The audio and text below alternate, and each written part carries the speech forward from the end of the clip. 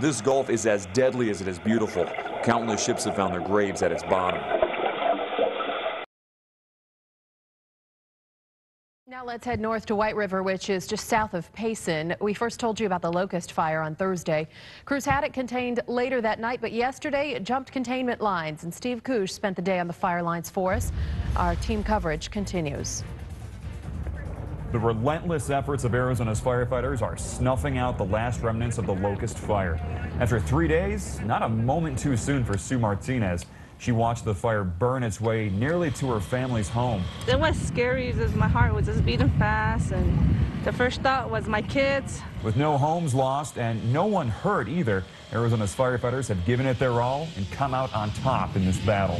There were reports tonight that the damage done to these hundreds of acres of wildlife was all sparked by this, a small lighter.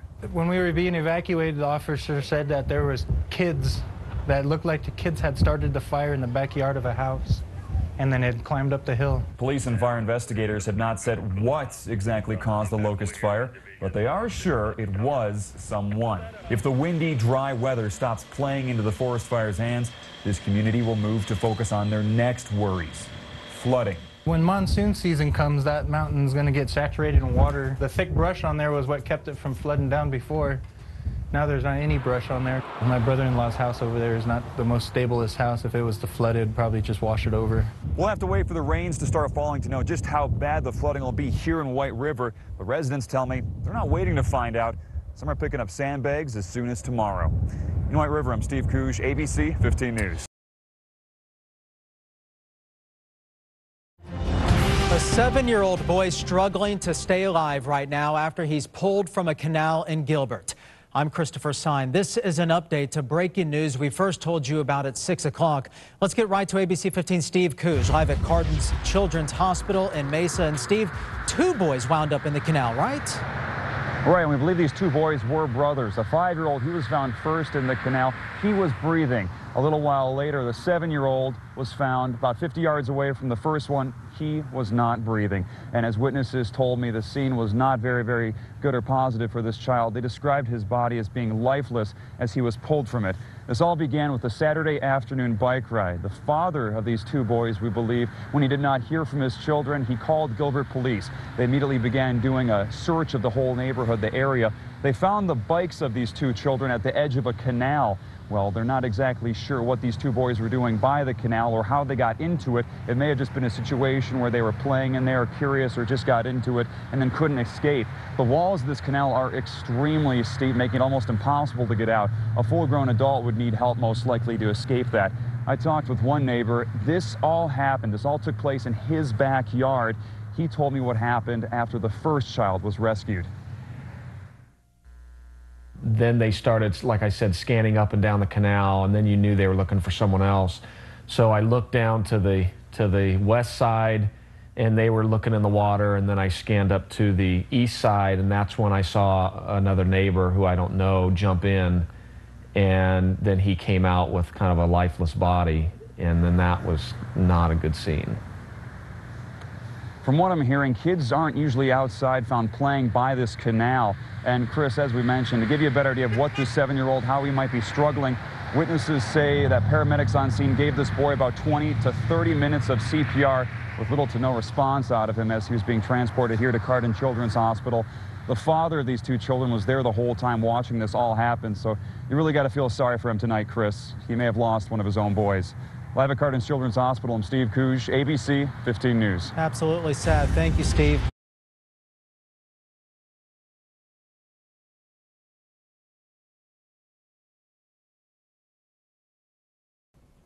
New at 10, explosions and gunfire ring out in northern Arizona today, and it may have sounded like a war was going on, but all of this was in the name of fun. All new at 10, ABC 15 Steve Koosh takes us to a one-of-a-kind Arizona tradition. Piles of ammunition, dozens of guns, and only one thing to do with them. You are experiencing the Big Sandy machine gun shoot. Organizers call it the biggest event of its kind in the world. Hundreds of people making a whole lot of noise.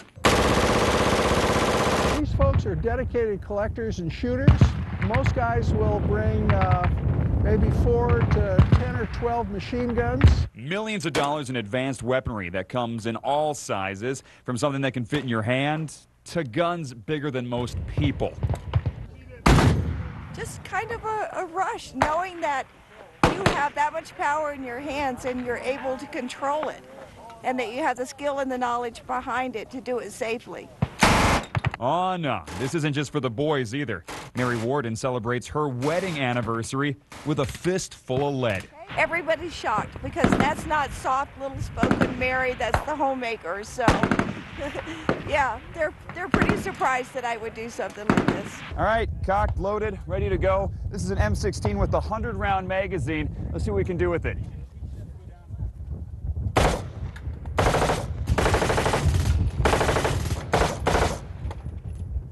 That's fun. Moving targets make for good cannon fodder. Here it comes, really tough to hit. This plane is flying probably between 90 and 110 miles an hour. Remote-controlled planes flying so gracefully, it's almost a shame when they're blasted out of the sky. There he goes, they got him. Crowds gather for some of the crazier events, like bowling balls being fired more than a mile into the air from mortars. Over the years, the Big Sandy shoot has become somewhat of a family event. Where else can Mike Brewerton see his 10-year-old son Miles grow up before his very eyes? And where else could someone not old enough to drive a car, like Holly Ulicki, operate one of these? What's it like when you're firing that? Heavenly. I enjoy shooting it and enjoy being out here and just making noise. Making noise while making memories. At the Big Sandy shoot in northern Arizona, I'm Steve Couge, ABC 15 News. A serial arsonist behind bars tonight. This is video just coming into our newsroom of Anthony Gray making his initial court appearance. Police tell us he set fire to a senior center, and apparently he's been setting fires for years. ABC 15 Steve Couge joining us live now. And Steve, how did the cops manage to catch up to this guy? Well, Steve, investigators got a little creative here. They got a few security cameras and staked out the place with that, installed a few new trash dumpsters and used that as bait, and then just waited for the arsonist to take it. This melted plastic is what investigators say is left over from a fire a suspected serial arsonist just set. A dark-skinned adult male had casually walked to one of our bait dumpsters and reached out with one hand and lit a fire to the bag of paper trash that was hanging out of the recycling dumpster and just casually walked away from the fire. Phoenix investigators say their newly installed cameras caught Anthony Lee Gray setting that fire. Here's the video we just received from that. Investigators tell me they knew to set a trap for their arsonist here at the Devonshire Senior Center because Gray had set fire to their dumpsters 4 times already. Everything was burned completely to the ground. What if the building had caught fire? You know, then we wouldn't have a center. And this is a very vital part of the community here. It's heavily used by the seniors in this area. The center's manager, Pam Smith, believes Gray had some mental problems. Police say he's admitted to starting fires since he was 17 years old.